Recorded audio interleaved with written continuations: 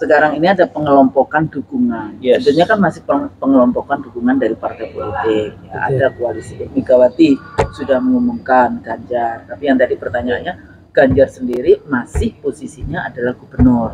Nah di sini adalah very tricky antara dia akan melakukan kampanye sebelum jadwal tahapan kampanye, dia akan abuse power dengan menggunakan APBN, APBD untuk kampanyenya. Dia akan, tapi kan maunya modelnya rezim di Indonesia sejak reformasi itu kan maunya semua di bail out. Apa yang terjadi dengan kasus pilkada di Kota Makassar, misalnya. Semua partai dibeli. Terus akhirnya lawannya kota kosong ya. Kota kosong. Tapi kalah juga itu, walaupun sudah membeli semua partai. Nah, jadi dalam tradisi politik kita ini belum membangun yang namanya kompetisi yang disebut yang secara fair, gitu ya. Jadi bagaimana kita bisa mencari calon pemimpin untuk mengurus bangsa dan negara ini secara fair. Tapi gimana caranya? Hanya akulah greedy. Jadi intinya itu greedy ya. Orang lain nggak boleh berkuasa. Dan itu akhirnya dicontoh oleh pilkada-pilkada. Selamat datang di Lamulo Show. Fafifa Happy Ending. Assalamualaikum warahmatullahi wabarakatuh. Pagi hari ini kita ada di kampus FISIP UI bersama profesor kita, guru kita Bu Kusno Maria, PhD ya, pakar politik, bukan pengamat politik. Bahkan dosen politik scholars ya, political scholars ya. Ini Bang Hanan ya, channel Fafifa TV and me, Ibrahim Haji channel, dan mungkin nanti teman-teman yang channel-channel yang lain yang mengangkat juga di channelnya Bu Kusno, CM Official. Nah, itu insya Allah ya, kita akan. Tapi juga ada IC Drill Show dan juga ada channel pemilu yang baru. Nah, nanti semua ini akan naik nanti. Nah, ya ini yang seru pasti adalah kita akan ngomongin soal pemilu, isu-isu pemilu terkini, dan ini pasti sangat relevan karena Bu Kusno ini adalah scholars di bidang itu dan memang ahli tentang pemilu sebenarnya ya. Lembaganya namanya CEPP, Center for Election and Political Parties. Nah, itu memang tentang pemilu. Jadi, Prof, jadi ini ada fenomena kebiasaan panggilnya Prof. Nanti diprotes kayak Rocky dipanggil Prof masih itu sih. Dulu. Ngabalin. Bukan, sama Karni. Padahal beda. Ini social professor. Oke, Bu Kusno, jadi ini semua pemilu masih tahun 2024 Maret dan dekat ya, bulan lagi lah. Februari. Udah rame banget ini ya. Kan Valentine Days. Rame banget. Betul. Bahkan ada salah satu baca pres yang dia sebenarnya masih menjabat pejabat publik. Ya, gubernur sebuah Ya udah sebut aja. Gubernur Jawa Tengah. Pranowo lah. Jangan salah. Pranowo pernah jadi mahasiswa saya S2 ilmu politik. Mahasiswa itu ya. Ya. Padahal itu masih gubernur loh. Tapi seperti udah kampanye, ini gimana ya? Ya, Kusno ya, kita di. Jadi gini. Tapi ini bukan dalam rangka, bukan berarti kita mendukung yang lain ya. Enggak. Jadi netral, bukan. Saya juga nggak mau netral, tapi menjelaskan. Jadi di dalam konteks itu nggak boleh netral. Kalau netral itu kan berhenti. Kalau naik mobil netral kan berhenti. Ya? Berhenti. Oh, siap. Berhenti. Mati namanya kalau. Siap. Iya. Jadi tetap ada. Makanya integrity itu salah satu artinya, konsepnya adalah defending something. To defend something. Ya. Jadi kalau Anda punya integrity artinya Anda defend something. Cuma somethingnya itu apa? Somethingnya itu value. Value-nya adalah value yang divine value, ya value yang dari Tuhan gitu ya. Ataukah somethingnya itu mendukung para bandar gitu ya, oligarki bahasa saya kan kalau saya menerjemahkan barangkali bandar kayak gitu, oligarki ekonomi itu para bandar kayak gitu. Biasanya itu diskusi saya dengan Bang Nursi kan kayak gitu karena saya selalu ngomongnya bandar gitu. Nah, di dalam konteks terutama kita bahas tentang pilpres ya. Jadi pilpres ini sudah ada pengelompokan karena di dalam undang-undang kita itu harus ada dukungan 20% untuk mencalonkan. Jadi betul. Isu dukungan 20% saja itu membuat sebetulnya ya demokrasinya menjadi terbatas. Di satu sisi kita bicara one food, one person, one value, tapi di satu sisi lagi untuk jadi presiden aja satu wajib didukung partai, oke kan? Yang kedua nggak cuma sekedar partai, tapi harus punya 20% kursi atau 25% suara di dalam konteks itu. Nah ini sebetulnya level dari pembatasannya itu luar biasa. Nah oleh karena itu yang terjadi akhirnya apa? Akhirnya yang terjadi calon-calonnya ini menjadi terbatas. Rakyat disuguhkan hanya 1-2 ya. Hanya di pemilu 2004 yang kita punya 5 pasang. Betul. Jadi kalau Anda baca di internet yang analisis sok tahu nggak karuan itu, ternyata di 2004 dia cuma kasih 2 calon. Padahal 2 calon itu putaran kedua. Ada putaran pertama yang 5 pasang calon. Betul. Banyak banget 5 pasang. 5 pasang. Dan itu pertama kali yang disebut direct presidential election itu 2004. Nah, karena di 2004 itu saya anggota KPU-nya, ya saya bisa dong ngomong lebih di dalam konteks pas itu. Ibu itu ya. Itu saya. Ya, saya dan 9 anggota KPU yang dipimpin oleh Profesor Nazarudin. Dan sebetulnya dulu itu banyak dari FISIP loh. Valina Singka dari Ilmu Politik, saya dari Ilmu Politik, Prof Nazar dari Politik, kemudian Pak Mulyana Wikusuma dari Kriminologi FISIP UI, kemudian Anas Urbaningrum sebetulnya mahasiswa S2 saya juga Ilmu Politik kayak gitu ya dalam konteks itu. Mendominasi UI lah ya, FISIP ya Bu ya. FISIP UI. FISIP UI ya. Iya, makanya habis itu dihabisi kan. UI nggak boleh karena kita kan nggak bisa bisa diatur. Betul. Nggak bisa diatur. Disetir. Kayak gitu. Nggak bisa diatur, nggak bisa disetir di dalam konteks. Mungkin itu juga presidennya nggak ada yang dari UI itu. Dari UGM rata-rata ya. Oh iya. Calon sekarang dari UGM semua. Sekarang yang lagi bertarung. Nggak selesai. Ya, nah, tapi kalau saya sih, saya bukan orang yang UI sentris ini, enggak. Saya bukan yang model kayak gitu. Tapi apakah Anda belajar dengan benar? Ataukah Anda belajar tesisnya dituliskan? Sekarang kan banyak pejabat nih, kalau nggak doktor honoris causa, profesor honoris causa, ya. Pertanyaan saya dulu kalau pejabat-pejabat di kelas saya, Anda itu ya nggak perlu kuliah kalau Anda jabatan Anda terlalu tinggi seperti ini. Karena apa? Saya nggak yakin Anda menulis sendiri nanti tugas-tugasnya. Pakai staff atau ghostwriter. Akhirnya pakai ghostwriter, dan itu sangat sering, misalnya dari wakil ketua umum partai apa kayak gitu sudah berdoa mudah-mudahan bukan buku Suni yang jadi. Jadi tahu kalau ghostwriter atau enggak. Tahunya saya tanya kayak gitu kan, belum apa-apa Anda punya waktu 10-15 menit menjelaskan disertasi Anda ini S3 loh ya. Terus sudah baru 1-2 menit sudah selesai. Loh, Anda masih punya 10 menit untuk menjelaskan. Akhirnya, ayo Prof, silakan bertanya. Nggak bisa jawab pertanyaan saya. Ini Anda tulis sendiri atau dituliskan? Dan kata salah satu dosen, aduh Husnul, kamu ini sangat Raja Tega. Maaf Bu, saya bukan Raja Tega, tapi Ratu Tega. Nah, balik lagi di dalam konteks itu, sekarang ini ada pengelompokan dukungan. Sebenarnya kan masih pengelompokan dukungan dari partai politik. Ya, ada koalisi. Megawati sudah mengumumkan Ganjar, tapi yang tadi pertanyaannya, Ganjar sendiri masih posisinya adalah gubernur. Nah, di sini adalah very tricky antara dia akan melakukan kampanye sebelum jadwal tahapan kampanye, dia akan abuse power dengan menggunakan APBN, APBD untuk kampanyenya.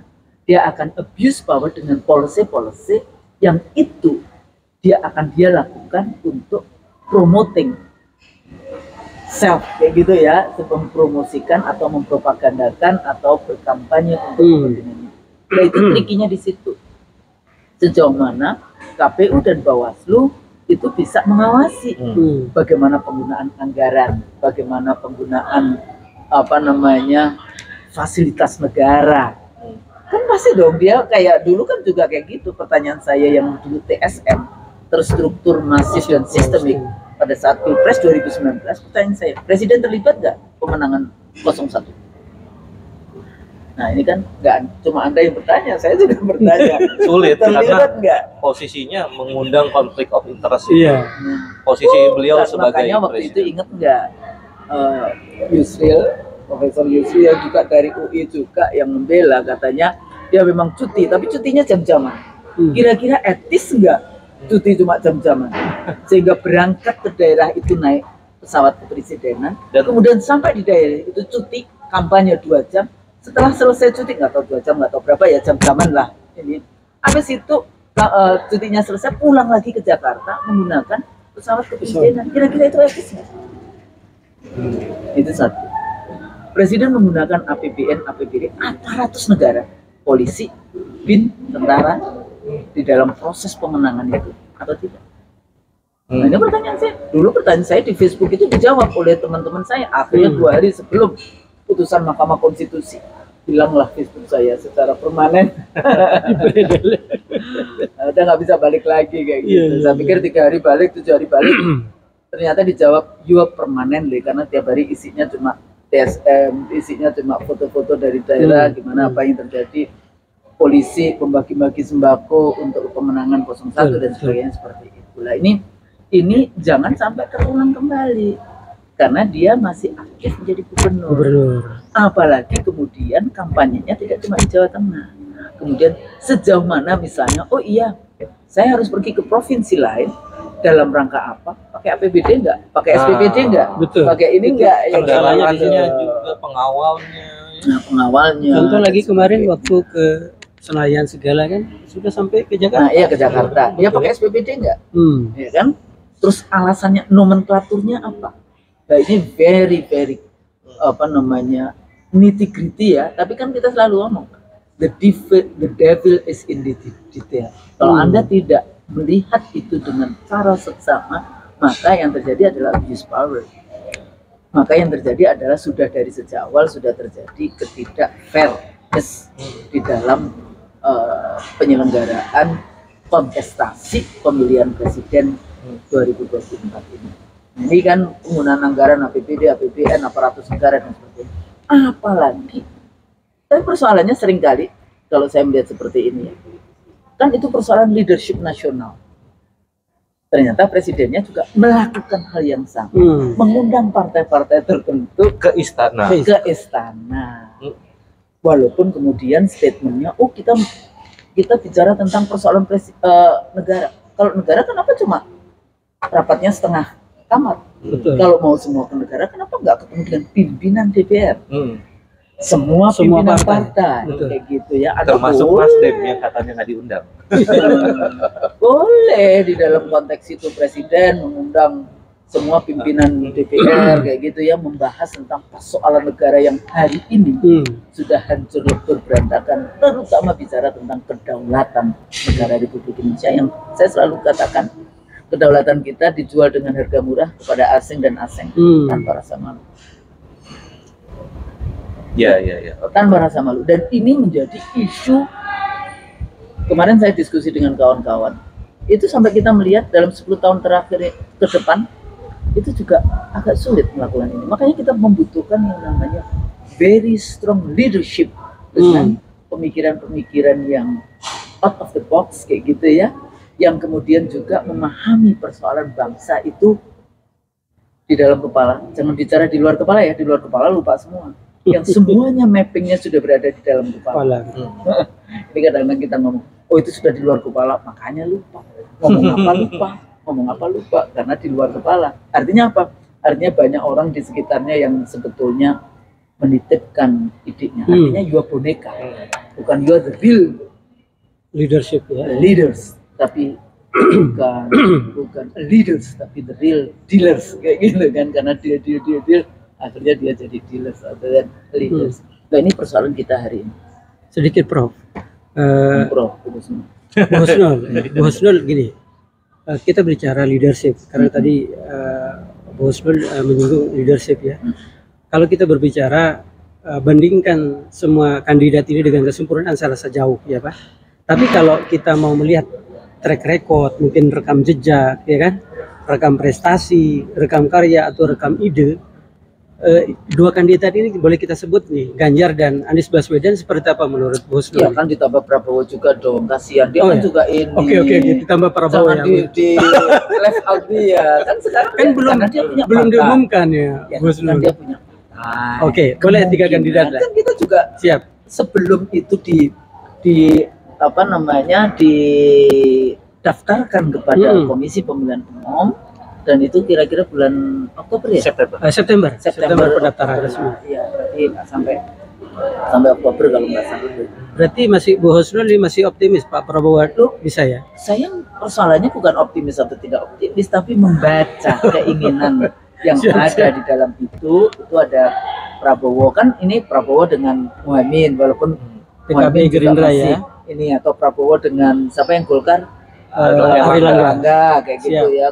Golkar ini juga dia sebagai partai yang sebetulnya kuat secara struktur karena dia warisan dari Orde Baru ya. Secara struktur sebetulnya secara kader sebetulnya cukup banyak kader-kader kuatnya di Golkar dibandingkan yang lainnya. Ini kan masih cap-cip-cup setiap kali kayak gitu, tapi selalu kurang dapat mengambil momentum untuk berani mengambil posisi ya very quick decision making kayak gitu ya, di dalam konteks itu akhirnya left out melulu kayak gitu. Dan kemungkinan juga Golkar itu kurang kuat, atau gini, selama ini dia menjadi the government party, partai selalu ada di pemerintah ya. Tidak hanya cuma the ruling party, tapi the government party. Jadi pada saat reformasi itu menjadi kayak shock culture kayak gitu kan. Bagaimana saya harus jadi oposisi? Kayak gitu, karena selama ini selalu jadi di dalamnya penguasa, the ruling party kayak gitu kan.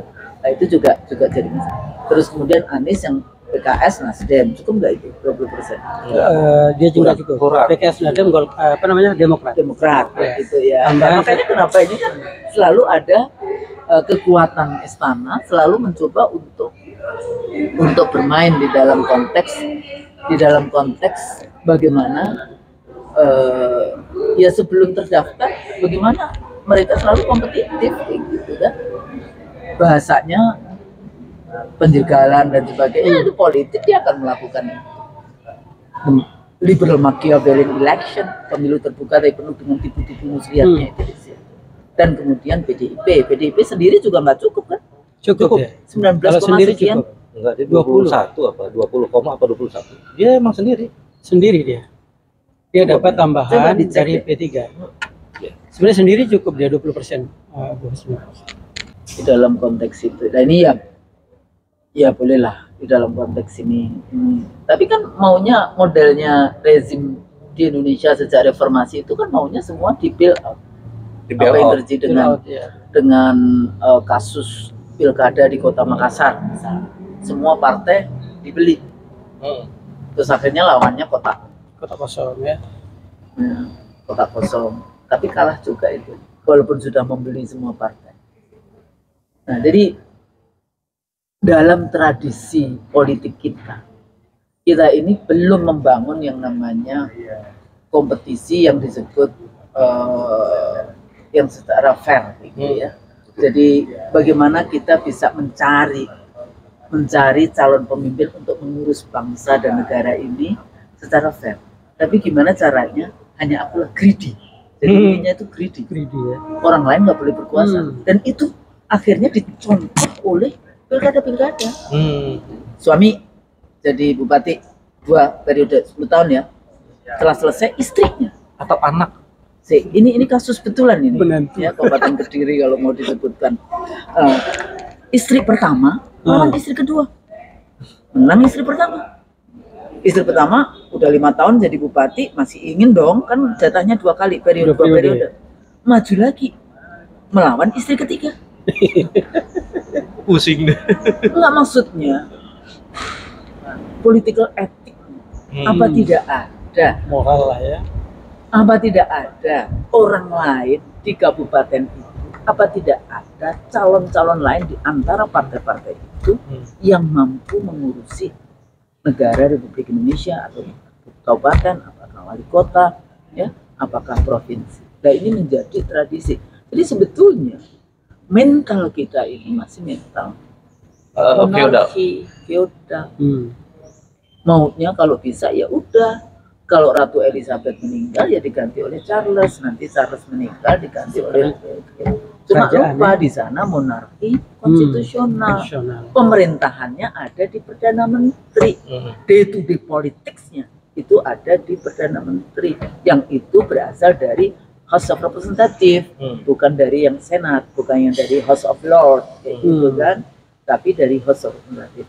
House of Representative itu wakil dari rakyat.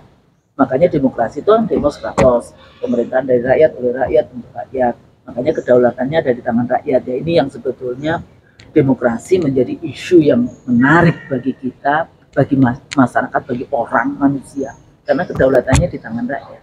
Beda dengan teosentris, Tuhan. kedaulatannya ada di tangan Tuhan.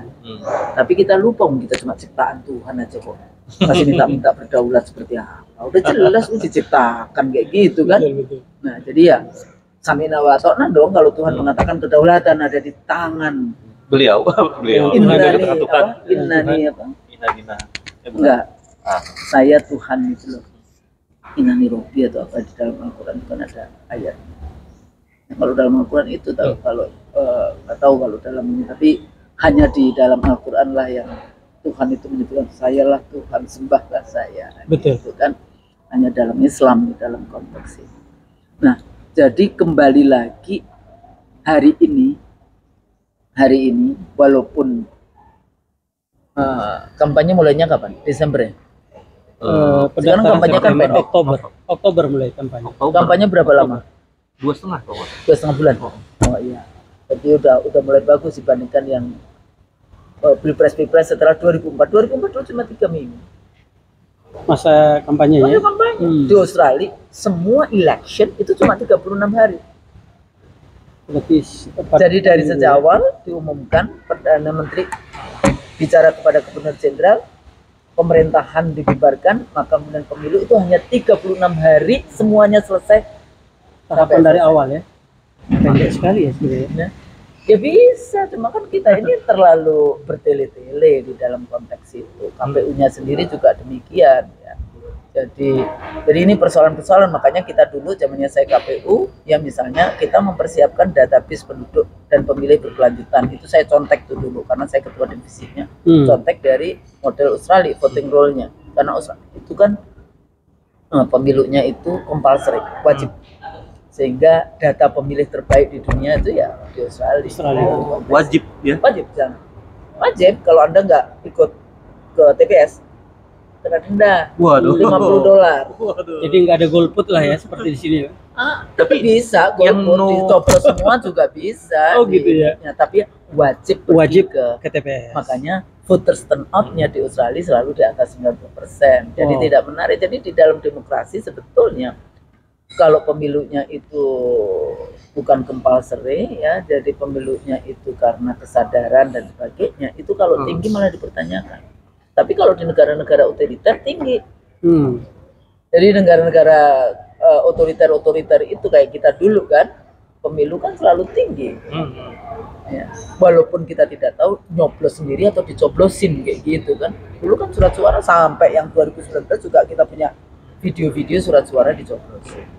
Ya, jadi balik lagi tadi, apakah calon yang masih aktif, ya termasuk Prabowo ini, ya kan Prabowo kan ya kan, yang masih aktif menjabat, apakah dia gubernur, apakah dia menteri, apakah dia dulu presiden kayak gitu kan, presiden kan periode kedua dia presiden posisinya.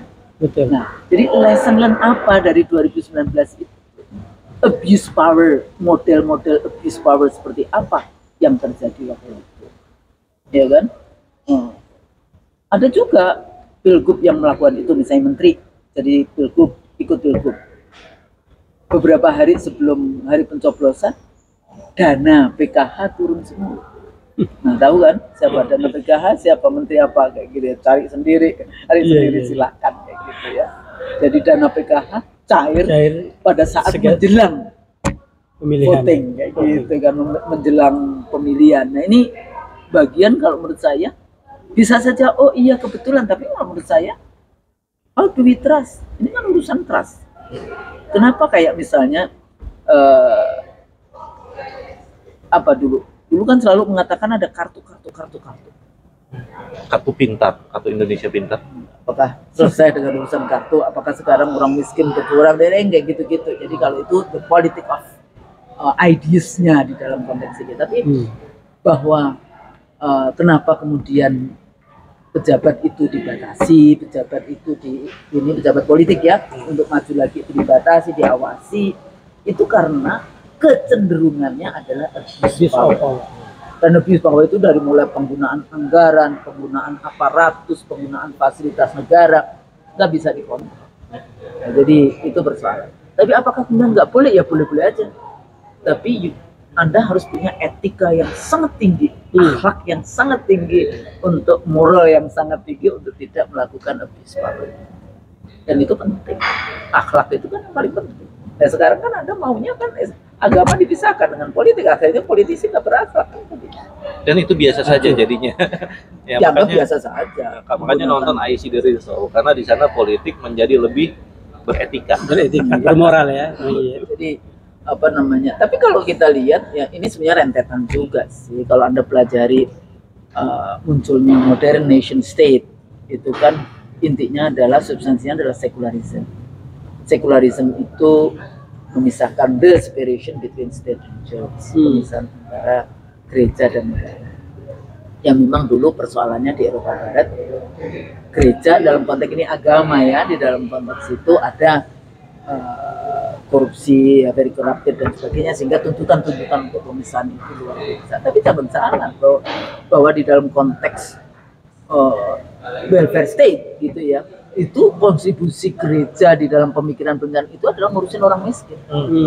Itu kalau Anda mempelajari welfare state ala Scandinavian country atau di Eropa Barat yang lain, itu peran dari gereja. Jadi kalau Anda mempelajari ilmu politik ya, textbook ilmu politik dari barat maksudnya yang non Islam kan Anda berpikir yang dari barat pasti universal, enggak juga kayak gitu kan, karena itu Kristen di dalam konteks itu ya, tradisi Kristennya. Tapi lesson learn-nya adalah di situ, welfare state, ngurusin orang miskin itu gereja. Makanya seluruh textbook yang itu kalau memasukkan lembaga-lembaga sosial di dalam konteks itu selalu church, family and church kayak gitu ya, keluarga dan gereja, yang sekarang ambruk juga gitu ya, institusi keluarga ambruk, institusi gerejanya juga ambruk. Nah kita yang majority Muslim kemudian mengadopsi the separation between state and church, pemisahan antara gereja dan negara, berakibat kemudian jangan bawa agama dalam politik. Iya.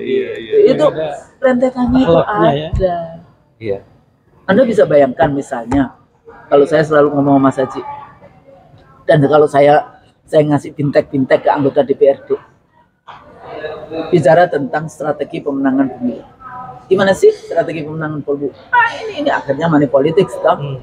Ada kemudian gimana fikihnya kayak gitu ya, money politics, apakah ini membeli kebenaran atau sebetulnya suap kayak gitu kan. Nah ini kan menjadi perdebatan tersendiri. Kalau Anda punya ilmu ya silahkan aja, itu bukan bidang saya di dalam konteks fikihnya ya. Tapi ini menariknya karena apa? Karena pesertanya, kalau Anda Muslim, ngapain sih Anda pusing dengan mesti menyuap KPU, Bawaslu, pemilih, ya menyuap kan?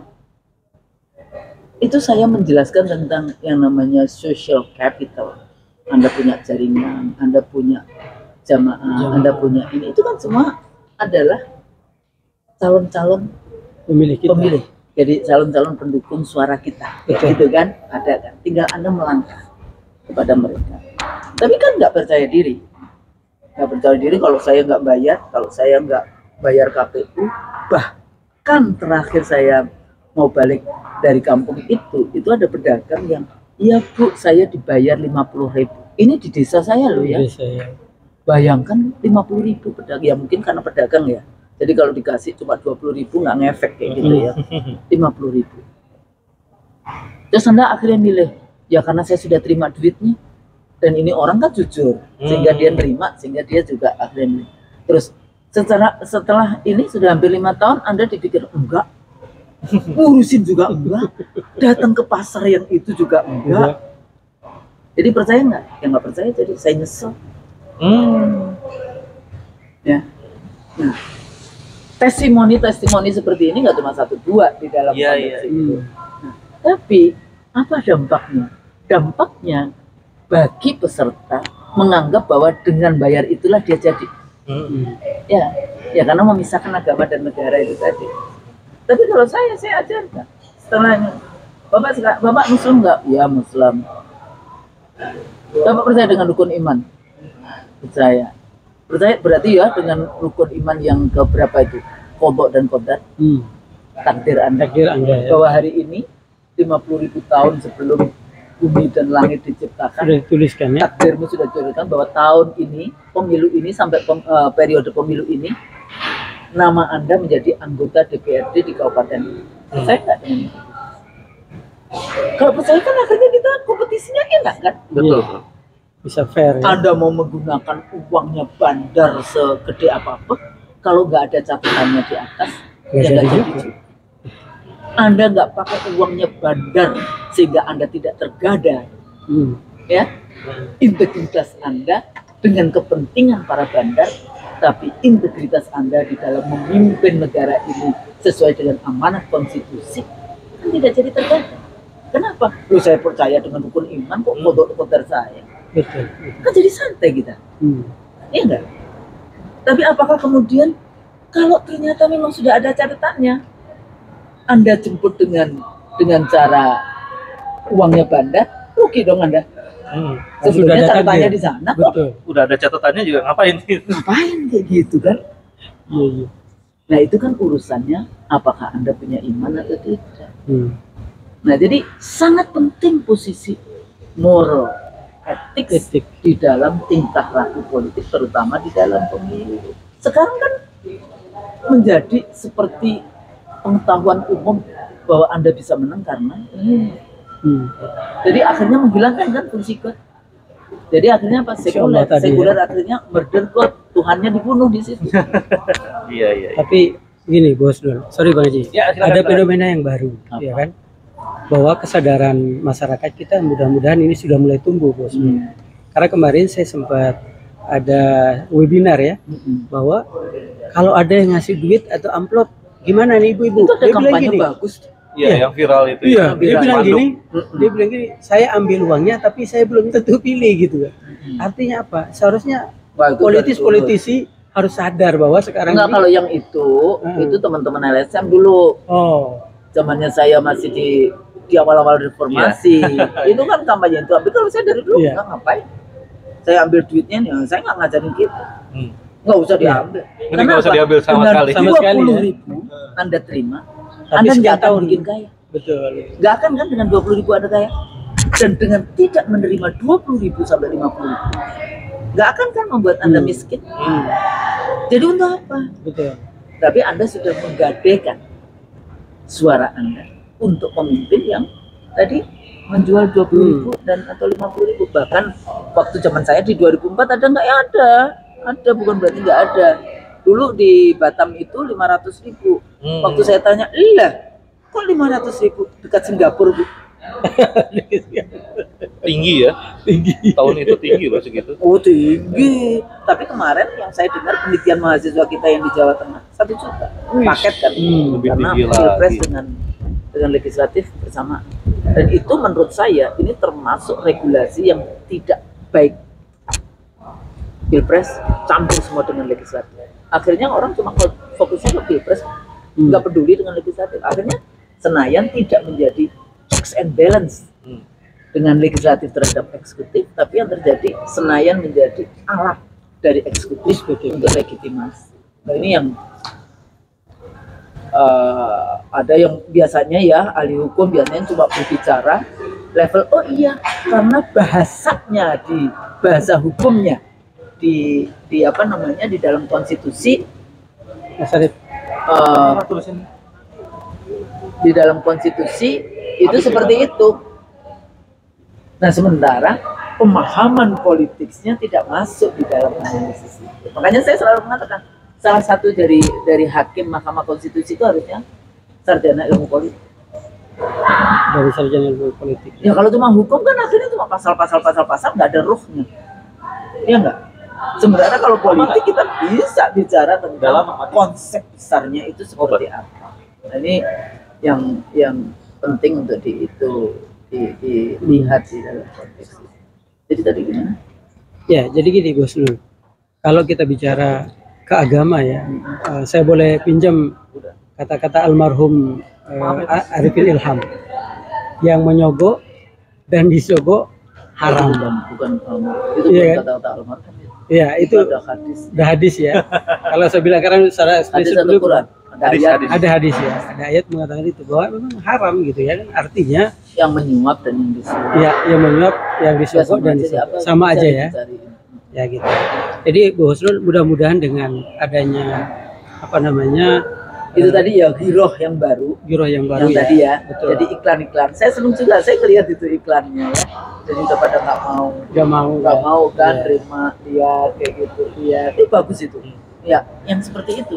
Dulu LSM nggak terima duitnya jangan dipilih, tetap aja disuap kan. Tapi malah ini, nggak kalau yang tadi ibu-ibu yang cerita kepada saya itu karena dia sudah karena dia menerima duit, dia berkomitmen akhirnya dia pilih. Tapi dia kecewa pada saat ternyata dia tidak memikirkan. Tidak, betul. Begitu setelah menang sama sekali tidak memikirkan.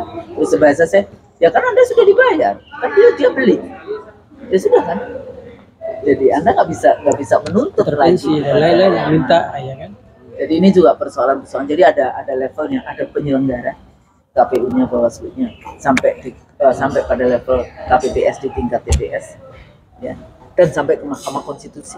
Karena kalau dispute, kalau terjadi sengketa hasil pemilu kan perginya ke Mahkamah Konstitusi. Di sini Mahkamah Konstitusi tidak hanya bicara mahkamah kalkulator, ya kan? Mahkamah Konstitusi biasanya sudah bikin aturan kalau bedanya sekian, dia nggak peduli dengan ini adil, ini fair. Padahal di dalam konstitusi dikatakan pemilunya penyelenggara pemilu harus jujur, adil, luber jurdil kan di dalam konteks. Karena Mahkamah Konstitusi nggak melihat itu, hanya melihat ini berapa, apakah ini. Nah, itu Mahkamah Konstitusi menjadi mahkamah kalkulator. Padahal dalam pemilu nggak cukup, hanya cuma sekedar hitungan. Ini juga penyelenggara, kemudian peserta partai politik, kemudian perseorangan, DPD kan perseorangan, kemudian apakah dia, kalau dia incumbent, dia bisa abuse power tadi, menggunakan birokrasi, APBN, APBD, aparatus negara, terus kemudian media, karena media juga dikuasai, media konvensional ya, dikuasai oleh para pemilik bandar dan pemilik partai itu tadi, kayak gitu kan. Nah sekarang bagaimana counter narasi dari media-media seperti Anda yang berada di dunia YouTube ini menjadi media sosial menjadi sangat penting di dalam memberikan pendidikan. Cuma kan persoalannya sekarang di media pun juga dikempur dengan buzzer yang itu menggunakan dana-dana anggaran-anggaran yang pakai APBN maupun APBD di dalam konteks itu. Ya. Ini menurut saya kondisi kepolitikan yang sakit dengan adanya fungsi buzzer. Dan fungsi buzzer ini tidak cuma buzzer yang Anda kenal, termasuk menurut saya lembaga survei. Sepertinya ilmiah. Polster RP. Ya kan? Enggak, jadi sepertinya ilmiah. Tapi apakah lembaga survei mencerdaskan rakyat? Atau cuma mempopulerkan 1-2 orang yang bayar dia untuk melakukan survei, menjadi alat propaganda. Ya enggak? Nah, di sini letaknya, mari kita berpikir. Ya kan? Karena di Amerika Serikat sendiri ya, misalnya pada saat perang Irak kayak gitu, itu juga disurvei, tapi sebetulnya hasil surveinya enggak, ini akhirnya itu dipakai sebagai propaganda. Bukan plebiscit demokrasi, tapi menjadi propaganda dari kepentingan kelompok tertentu. Nah ini saya teman-teman, karena waktu itu juga ya yang paling mencolok kan kasus pilkada DKI ya. Itu kan dulu juga ada kartel kan, lembaga survei yang dan hasilnya ternyata berbeda banget dengan jauh siapa yang menang. Terus kemudian di Pilpres saya juga tahu kan rapatnya di lantai 4 di sebuah lembaga itu yang kayak gitu. Itu cuma persoalan ini duit rakyat atau duitnya ini. Nah itu dia. Nah jadi abuse power lagi di dalam konteks itu. Jadi lembaga survei, media, baru kemudian akademisi. Jadi scholars dalam konteks itu. Bagaimana dia kadang-kadang kan tadi, kenapa saya selalu protes kepada media ya kalau saya disebut pengamat kayak gitu. Sorry ya, Karena banyak pengamat politik nggak pernah kuliah ilmu politik, Nah, ini beda, ini scholar. ya kan? Pengamat politik tapi nggak pernah ikut kuliah ilmu politik. Artinya apa? Apa yang kemudian di dalam konteks observasi menggunakan ilmu yang mana, Metodologi dan sebagainya. metodologi dan sebagainya, bahwa dia, oh ya dia bisa, tapi dia nggak punya yang namanya, kalau itu kan kita punya otoritas keilmuan untuk bicara itu. Makanya saya sebenarnya dosen ilmu politik aja, keahlian lah ya. jadi otoritas. Otoritas itu lebih bahasanya kuat daripada otoritas. pakar sebenarnya. Betul. Karena pakar dia bisa aja nowhere. Kalau dosen udah jelas di kuliah. Dosen kuliah mata kuliahnya, dan untuk dari dosen ilmu politik ya pasti harus kuliah ilmu politik kayak gitu ya, di dalam konteks itu. Nah ini menjadi masalah. Kenapa? Media itu di Indonesia juga lemah di dalam investigasi news kayak gitu ya. Jadi proses investigasinya kan lemah. Media Indonesia lebih ke arah media katanya pakar ini, katanya pakar itu, katanya pakar ini. Sangat jarang kemudian dikembangkan kemampuan untuk investigatif jurnalistiknya, ya. Dan bukan berarti semua ya. Kalau Anda enggak, ya nggak usah merasa it's not fit with you, jangan merasa tersinggung dengan itu. Yang saya bicara sebagian besar. Makanya kenapa senang sekali menghadirkan political observer yang kadang-kadang nggak jelas kayak gitu kan, tapi tetap dia harus, padahal apa yang dia sampaikan mempengaruhi audiens. Betul. Audien yang tidak paham sebenarnya, yang tidak teredukasi dan tidak literate. Ya, tidak literate dengan isu itu, tapi kalau terus menerus itu kan ada yang komunikasi yang kalau terus menerus akhirnya sesuatu yang salah kemudian terus menerus disampaikan menjadi belakangnya benar.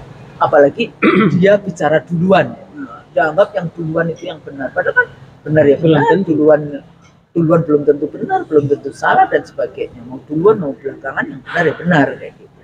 Dan yang terakhir pemilih. Nah, kenapa misalnya kayak Bawaslu, kayak media kayak itu yang direcokin kan pemilihnya.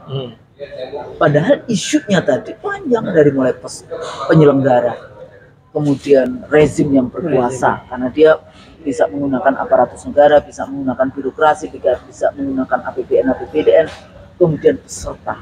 Apalagi kalau pesertanya incumbent, presiden dan gubernur dan sebagainya, peserta bisa partai kan dalam konteks itu, maupun seorang media, bandar ya, bandarnya masuk dia kan untuk kepentingan bandar, jadi bukan kepentingan negara Republik Indonesia di dalam konteks konstitusi, tapi kepentingan sekelompok orang yang menguasai, yang membeli negara ini, yang hari ini sebetulnya posisinya sudah sangat-sangat ini ya.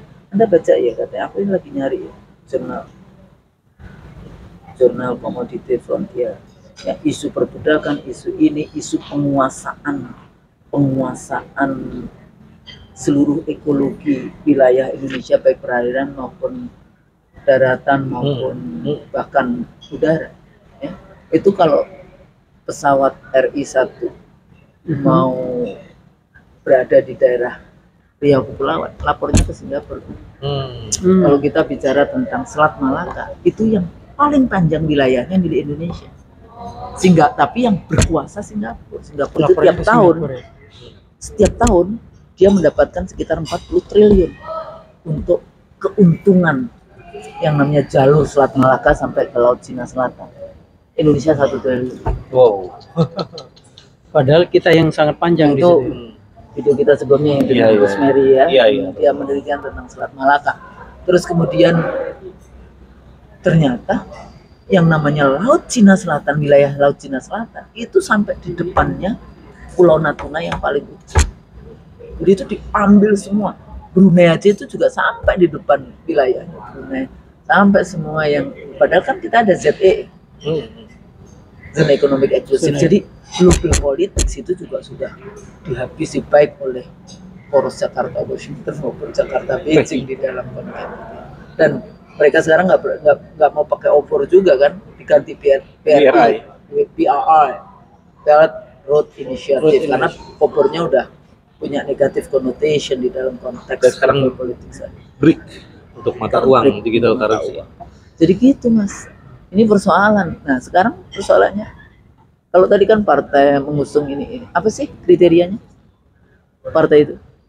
Apakah karena tekanan dari para bandar untuk melanjutkan proyek-proyek bandar yang belum selesai? Kayak apa? Ingat nggak dulu? Ya cepat yang paling jelas kelihatan ya IKN. Kayak gitu ya. Kemudian kereta cepat kayak gitu. Yang dulu katanya nggak boleh, tidak akan menggunakan APBN, katanya APBN kayak gitu. Jadi menjadi pemimpin yang amanah tablik apa nah?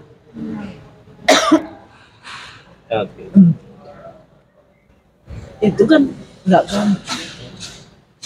Ya, jadi seluruh track record Anda itu. Jadi kalau kita lihat misalnya, ya kalau kita yang high, yang the most ideal, orang terbaik di dunia kan Nabi Muhammad ya sallallahu alaihi wasallam. Anda bisa lihat dari mulai beliau lahir sampai menjadi nabi umur 40 tahun, dia kan nggak pernah dia disebut Al-Amin, dia disebut, kita nggak ada ya yang namanya sama dengan nabi gitu ya. Selamat datang di Lamulo Show. Fafifa Happy Ending.